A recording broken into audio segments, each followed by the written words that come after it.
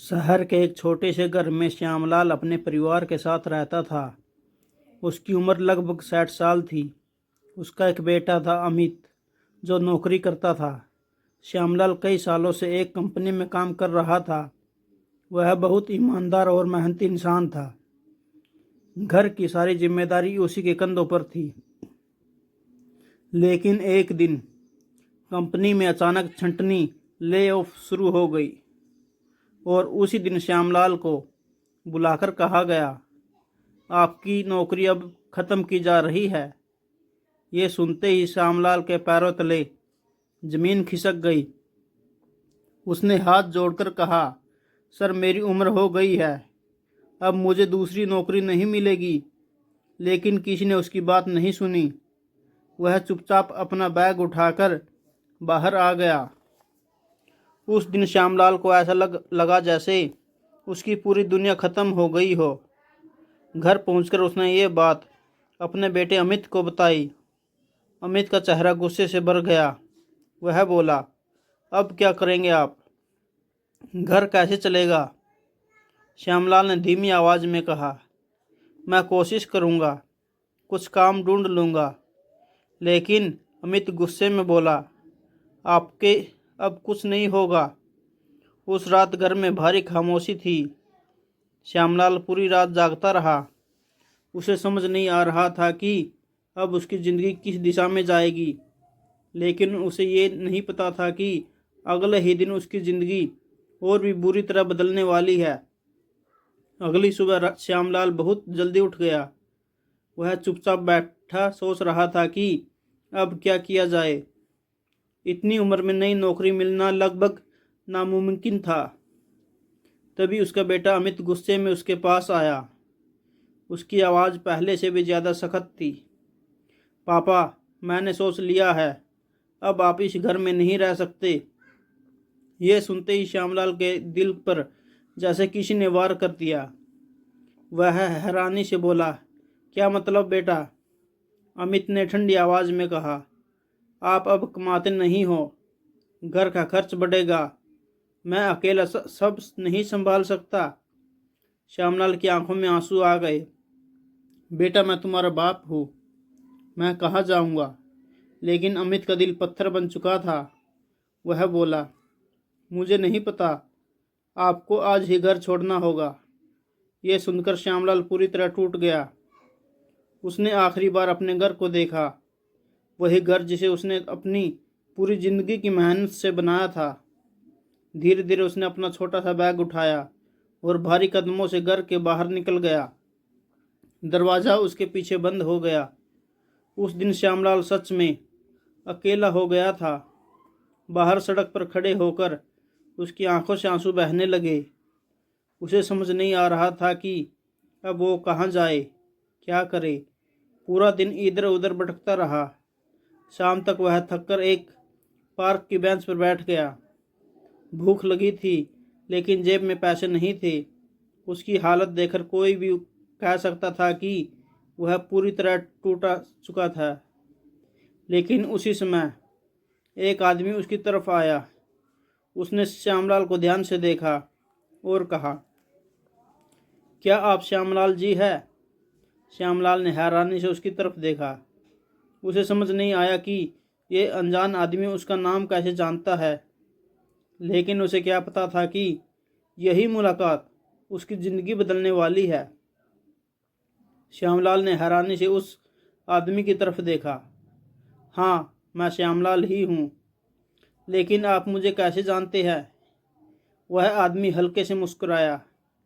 Sir, आपने मुझे पहचाना नहीं, मैं राहुल हूँ। श्यामलाल सोच में पड़ गया।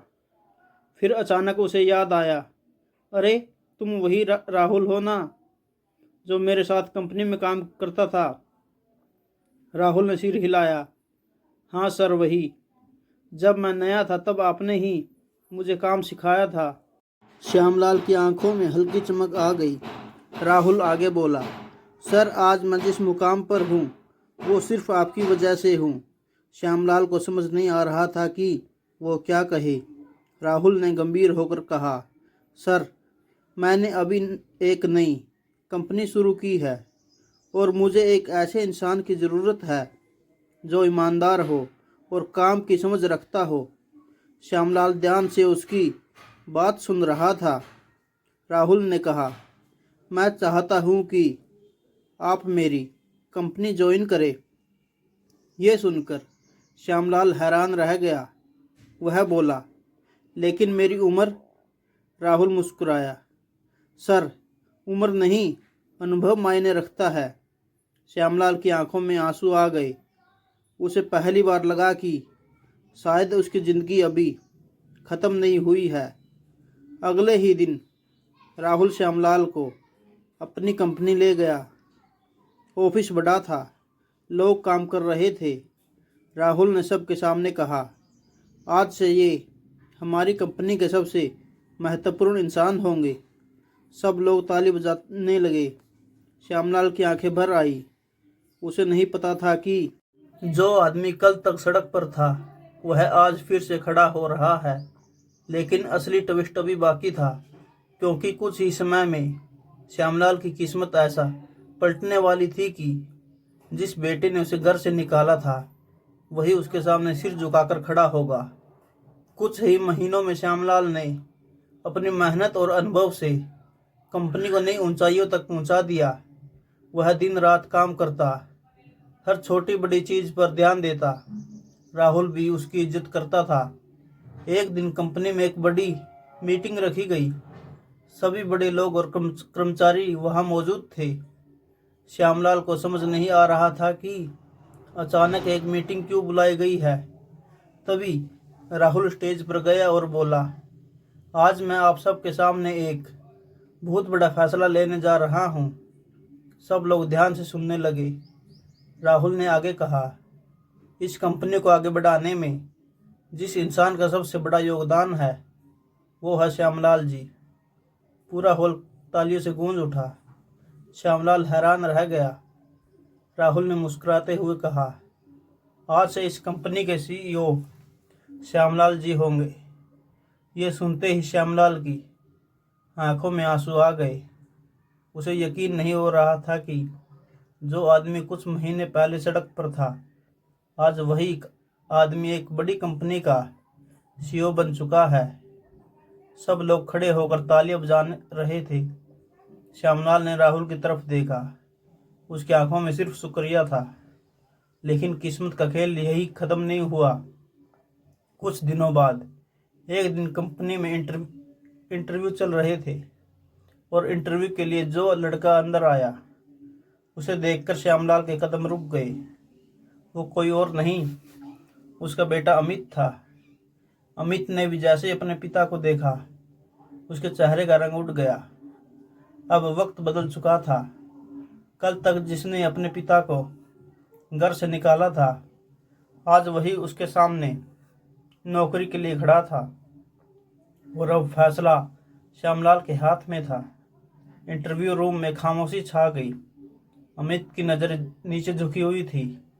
उसे समझ नहीं आ रहा था कि वह अपने पिता का सामना कैसे करे। श्यामलाल कुर्सी पर बैठे उसे देख रहे थे। कुछ सेकंड ऐसे ही बीत गए। फिर श्यामलाल ने धीरे से कहा, अमित, सिर उठाकर बात करो। अमित ने कांपते हुए सिर उठाया। उसकी आंखों में आंसू थे।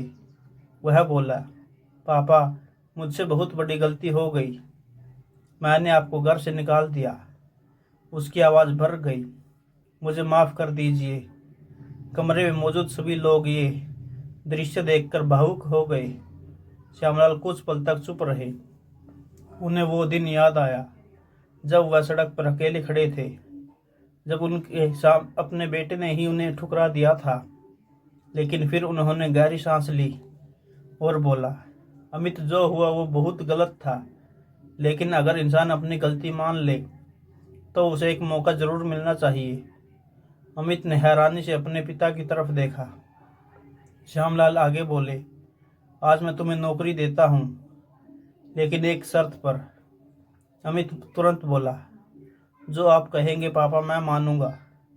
श्यामलाल की आवाज़ गंभीर हो गई। तुम इस कंपनी में मेरे बेटे बनकर नहीं, एक कर्मचारी बनकर काम करोगे और अपनी मेहनत से अपनी पहचान बनाओगे।